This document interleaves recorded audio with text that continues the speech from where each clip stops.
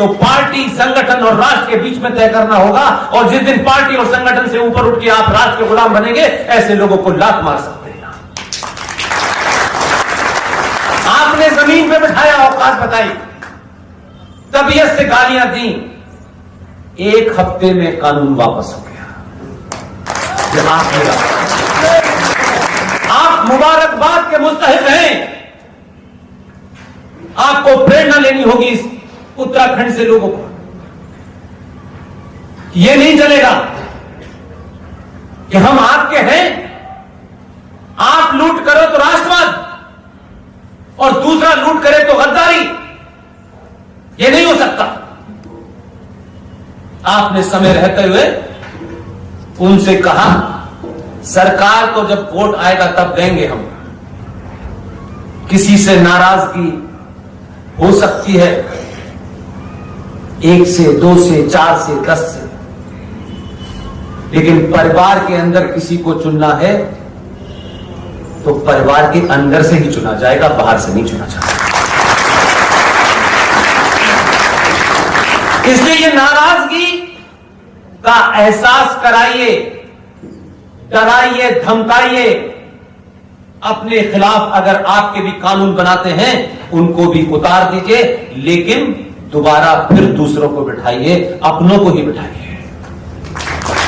इस गलतफहमी में मत रहिएगा कि आपकी नाराजगी इतनी बड़ी नाराजगी हो जाए कि राष्ट्र को बेचने वाली ताकतें, जिन्होंने 70 सालों में अलग अलग तरीके से भारत राष्ट्र का सौदा किया है, उनको फिर बिठाते हैं। नाराजगी हो, उस नाराजगी का डर बना रहना चाहिए कि अगर हमारे अपने नाराज हो गए तो गड़बड़ हो जाएगा। 24 घंटे वो टोपे खड़े रहे कि ये लोग नाराज ना हो और आपकी नाराजगी की उन्हें चिंता होने लगे। वो 5% अजीज भाई की चिंता और रफीक भाई की चिंता से मग्न होता है कि नहीं नहीं, हमको कोई इंटरेस्ट नहीं है। हम बिल्कुल साफ शब्दों में कह रहे हैं, ये कोई पॉलिटिकली करेक्ट होने की आवश्यकता नहीं है कि देखिए ये बोलने से ये हो जाएगा। नो, इतिहास जब लिखा जाएगा 2021 का, तो उत्तराखंड का नाम लिखा जाएगा कि यहां के लोगों ने अपनी आस्थाओं को अपने ही लोगों द्वारा सौदा करने पर उनको हटाया नहीं, उनको वापस करने पर मजबूर कर दिया। यह चेतना सनातनी में जगनी चाहिए। झगड़ा होगा, हमारे आपस के बीच में होगा।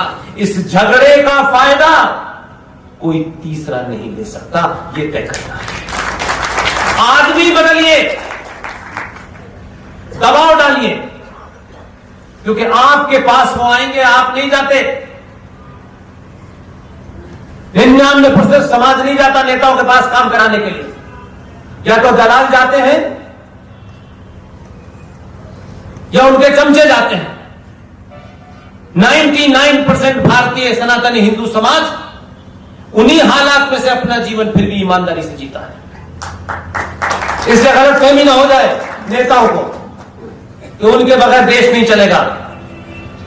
माफ कीजिएगा, ये तो बदकिस्मती है कि 70 साल के बाद तुम्हें बर्दाश्त करना पड़ रहा है, क्योंकि अभी वो पीढ़ी बाहर नहीं आई है जिसको आना चाहिए था।